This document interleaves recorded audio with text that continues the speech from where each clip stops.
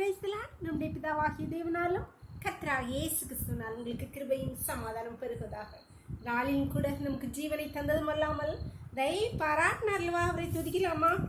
என் இயலாய்மையில் நீர் செயல்படுவீர், என் இயலாய்மையில் நீர் செயல்படுவீர், உங்கரம் என்னை விலகாதிருக்கும், மலைகளை பெய்பீரென்றார், என் தடைகள் உமக்கு எம்மாத்திரம், மரித்தோரை எழு செய்வீரென்றார், என் நோய்கள் உமக்கு எம்மாத்திரம், கிரகிக்க முடியா காரியம் செய்வீர், சர்வஞானியே உம்மை ஆராதிப்பேன், கிரகிக்க முடியா காரியம் செய்வீர், சர்வஞானியே உம்மை ஆராதிப்பேன், என் இயலாய்மையில் நீர் செயல்படுவீர், உம் கரம்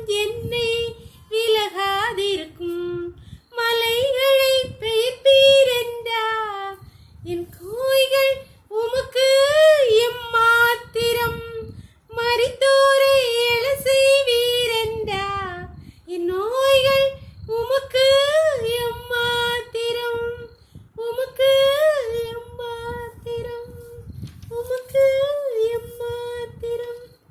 ஒரு வேத போது வாசிக்கலாமா? ஏசாயா 7வது அதிகாரம் 6-7. நீ பயப்படாமல் அமர்ந்திருக்கப்பார், அந்த 2 புகைகிற கொள்ளிக்கட்டைகளாகிய சீரியரோட வந்த ரேசீனும் ரெமலியாவின் மகனும் கொண்ட உக்ர கோபத்து நிமித்தம் உன் இருதயம் துவள வேண்டாம். கர்த்தராகிய ஆண்டவர் அந்த ஆலோசனை நிற்பதிலே அதன்படி சம்பவதிப்பும் இல்லை என்று சொல்கிறார். அன்பானவர்களே, இஸ்ரவேல் யூதாவுக்கு விரோதமாய் சீரியரும் ரேசீனும் ரெமலியாவின் குமாரனும் சேர்ந்து கொண்டு படையெடுத்து வருகிறார்கள். இதனால இஸ்ரவேல் ராஜாவுடைய இருதயம் துவண்டு போனது, கலங்கினது. ஒருத்தர் வந்தாலே சண்டைக்கு பிரச்சனை தான், அதில் 2 பேர் சேர்ந்து வரும்போது இன்னும் ரொம்ப ரொம்ப கஷ்டம்.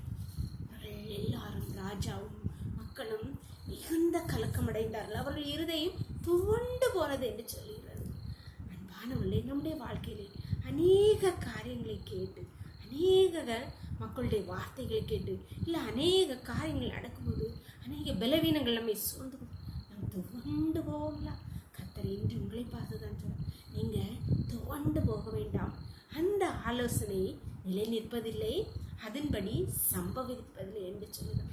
எந்த காரியத்துக்காக நீங்கள் துவண்டு பயந்து நடுங்கி போயிருக்கிறோ அந்த காரியம் சம்பவிப்பதில்லை என்று கர்த்தர் சொல்லுவார். நம்புறீங்களா? விசுவாசித்தீங்களா? நிச்சயமாய் கர்த்தர் உங்கள் வாழ்க்கையிலே அற்புதத்தை நடத்துவார். ஜெபம் பண்ணலாமா? எங்களை நேசிக்கிற எங்களை அன்பின் தகப்பனே, தர்மியான நாளுக்காக கோடி நன்றி தகப்பனே.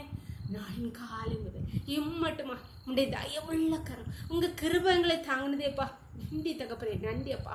இப்பொழுது மடியாளோடு இணைந்திருக்கிற ஒவ்வொரு பிள்ளைகளுடைய கருத்தை தருகிறோமப்பா.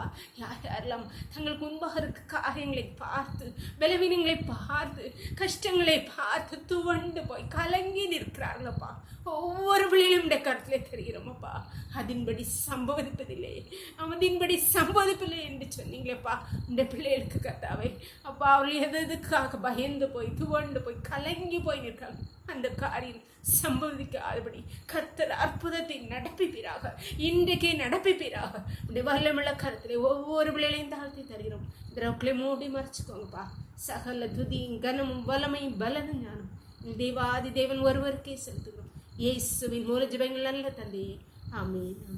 God bless you. கர்த்தர் உங்களை ஆசீர்வதிப்பாராக. ஆமென்.